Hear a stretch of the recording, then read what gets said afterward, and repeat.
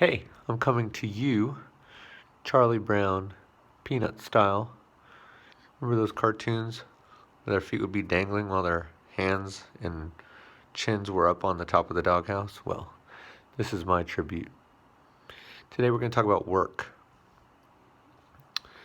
Work occupies a lot of our time, and then we spend a bunch of time possibly commuting to it, and then commuting from it to our family. And sometimes we have the temptation to say that's where our real life begins, is when we get home. But a lot is wrapped up in work.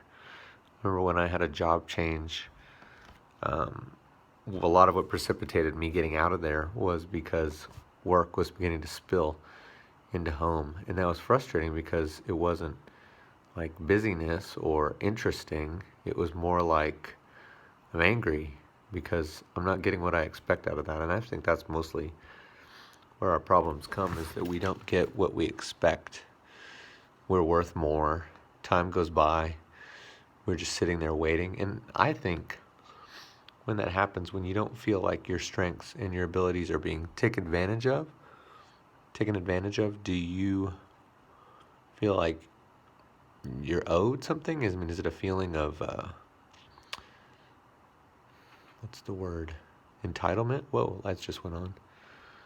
Or is it more like I'm going to be stuck here getting good at things that I don't care about? Is my only option at this point. How do I change the lighting? Boom, boom. No, nothing. Is my only option at this point to change jobs or even to start my own thing? Because if I don't start my own thing, then I don't have any say over the kind of work I do.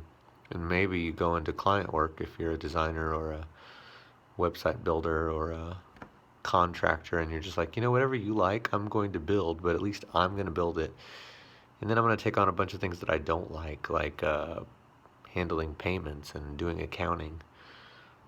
Or like my father-in-law owned a limo business, and you manage your customers the way you want to. You talk to your customers how you want to talk to them, and you take care of them to the degree that you want to. You're the owner of that relationship.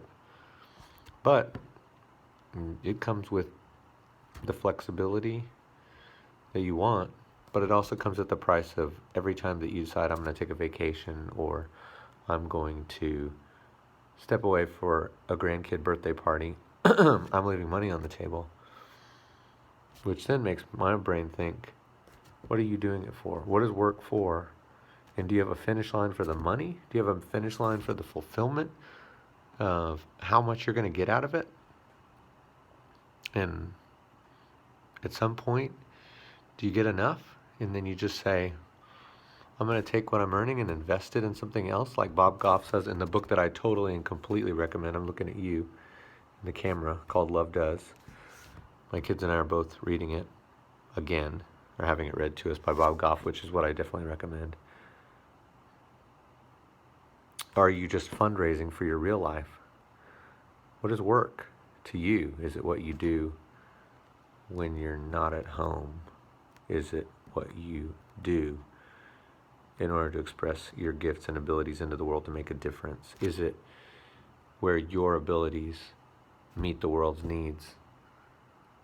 And maybe there's money, maybe there's not. What are the things that you would not enjoy doing if somebody paid you for them? And what are the things that you would only enjoy doing because you feel like you're getting a steal of a deal getting paid for them? So that's all of the expertise that I'm going to share with you today. Lots of answers. No, mostly only questions. But a wise person has said that maybe questions are really the best thing that you can hope for sometimes. I don't know. I tend to think there are good answers. But how do you know a good answer until you have a good question?